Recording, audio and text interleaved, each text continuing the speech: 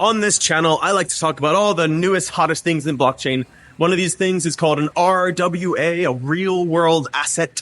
Imagine that you want to buy a house, but you don't have enough money. Well, what you can do is you can put that ownership of the house on the chain and cut it up into little tiny pieces and share it amongst many different people. So this is a basic example of what an RWA is. And in this video, I will explain more, talk about the history, the now, the future. Hope you like it. See you inside.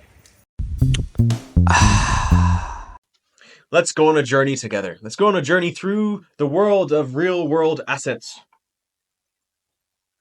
Starting here, blockchain 1.0. The early days of cryptocurrency was just that. It was just a currency. This is the days of Bitcoin and Litecoin and Dogecoin. We have these cryptocurrencies that do nothing but go from one person to another. It's really kind of dumb money. Blockchain 2.0 is we're making these smart contracts, making it a little bit more intelligent here. Things like CryptoKitties, where you have NFTs, and then NFTs have customizable layers. A little bit smarter.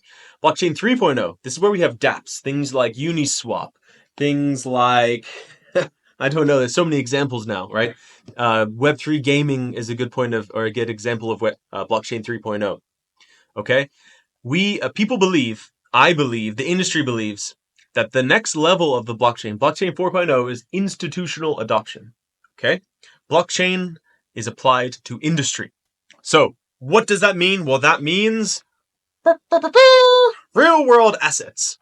Okay? So, we have property, diamonds, copper ore. These are all types of real world assets. These are things that institutional players own. Okay? What a real world asset is the ownership of this thing is represented by a certificate. The certificate is then digitized onto the blockchain, and then that ownership is fractionalized and sold and traded. Okay, so let me say that again. Imagine you have let's go to this one. How about diamonds? Imagine you have a bunch of diamonds at your house. Lucky you. But you want to make some money from these diamonds instead of just letting them sit there. Okay, well, what you can do is you could take these diamonds, you could go to the bank. The bank will give you a certificate saying, yes, this person has 20 diamonds in the bank. You take that certificate, you put it through one of these platforms, they put your certificate on the blockchain, they split it into many chunks, and now you can start to sell the ownership of that. Okay? If it's something like property, where the value goes up over time, well, maybe you can monetize. So maybe I bought the house for 500, and now the house is worth 1 million. Well, that increase in value, I can give to my buyers. Okay, so that's a very, very quick example of what RWA is. But essentially it's this. You're taking these assets, digitizing it, and trading it, or doing whatever you want to it on-chain. All right? So this is a great website, rwa.xyz. They show the amount of RWA value over time, right? So this is 2021, where it's very, very small. This is just kind of the early days. And now we're right here. You can see it's grown very quickly. Well, not very quickly, but massively. And we should note, if I include stables, this is the majority of RWAs these days, right? Something like USDC. One USDC is backed by $1 or something in a bank somewhere. So this is a type of RWA, right? They are pairing something in the real world with something on the blockchain. And that's what a stablecoin is. That's what keeps it stable. Okay? So the crypto world is already using RWAs, but what we're interested in today is in this portion here: private debt, U.S. Treasury debt, commodities, right? These types of things, because this market is massive and it's only just now starting to go on chain. So let's start with something like, let's see, treasury debt. Okay, why am I starting with that? Well, let's go to this BlackRock USD Institutional Digital Liquidity Fund. BUIDL, okay, is the name of it. Well, what is all this? So essentially, BlackRock has bet a huge amount of money on RWAs, and they've started this fund called BUIDL, okay? And what BUIDL is a group of investors. They put their money in, and BUIDL is then kind of allocating that money in the areas they see fit. One of the things they've invested in is a company called Ondo. Ondo is part of this BUIDL group. Ondo has kind of three main flagship projects. I'm just going to talk about two today. The first one is USDY. So this is when I was saying the US Treasury debt, that's what Ondo does. So they have a stable coin, but the stable coin is backed with, where is it right here? Is backed with short-term US Treasuries, okay, T-bills. This is important because T-bills pay a return. If I hold a T-bill, I make a certain amount of money over time, okay, because I'm essentially loaning money to the government and they give me money back as a reward for doing that. And that's where this APY comes from. If I hold USDT, it doesn't do anything. It's actually decreasing in value due to inflation. But if I hold something like USDY, it can at least hold its value, if not give me a return. Okay, so this is a good basic example of what RWA is, okay? And like I said, BlackRock, one of the world's largest investment institutions, has made a huge bet on RWAs and specifically on Ondo Finance. Going to something a little bit more interesting, we have PAXG from the Paxos Foundation. So this is an older example of an RWA. I think this has been around since 2018. What they have done is they have gone and bought a ton of gold, put it into a vault somewhere, got that certificate of ownership, and they have then tokenized that certificate of ownership. So you can now buy a token called PAXG, and that represents 1 ounce of gold. If I have one PAXG token, they have 1 ounce of gold, and they're matched. Like it says here, it is instantly redeemable for physical gold.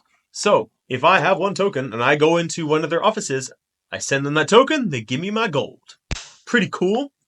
There's some other advantages here, like for example, time to sell. If I'm gonna sell some gold, it takes time. I have to go to the store, I have to ship it or whatever. If you're doing it on the cryptocurrency blockchains, instant, nearly instant.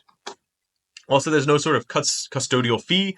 Minimum purchase can be very small. Like I can buy 1 cent of this piece of gold, which is not really possible with physical gold. So a lot of advantages there. Similar to physical gold, we could tokenize a house. Okay, so let's go to this beautiful house here. This is a house in Michigan somewhere. Quite a nice house.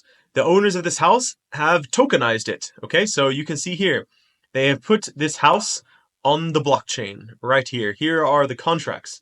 Okay, so here's the identifier. So if you wanted to, you could go on one of these blockchains and search this identifier and find the information of this house, proving that it is on-chain.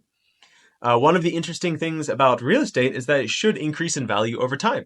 So if this person puts their ownership of this online and they sell the ownership, well then that token should increase in value if the real estate market increases over time. Very, very cool. Next one here is IP rights for scientific discoveries. So if I'm a scientist and I discover a new way to make a cup of coffee, I would love that. What I could do is I could write up that discovery, put it into some sort of blockchain contract, and then I can sell use of that contract, right? So imagine I invent a new type of coffee, I put it on the blockchain, and then I sell it to Folgers, and then they start to manufacture this globally, and I make a small amount of money each time they do that. And I can prove that I'm the owner because I have put my intellectual property on chain. So this is for scientific discoveries, intellectual property. There's also something called StoryChain, which recently raised a ton of money, not billions, millions of dollars. And they're doing something very similar, but they're focused on art more than scientific discoveries. They're also very interested in large language models and generative art. I'm not going to get too deep in this, but essentially same sort of thing. They are putting these ownership rights on chain, and so that the people that make the art get paid. Very cool. And let's finish this journey by going back to BlackRock. BlackRock's $10 trillion tokenization vision. Okay. So the question is, why is this all important? Well, $10 trillion. This is why it's important.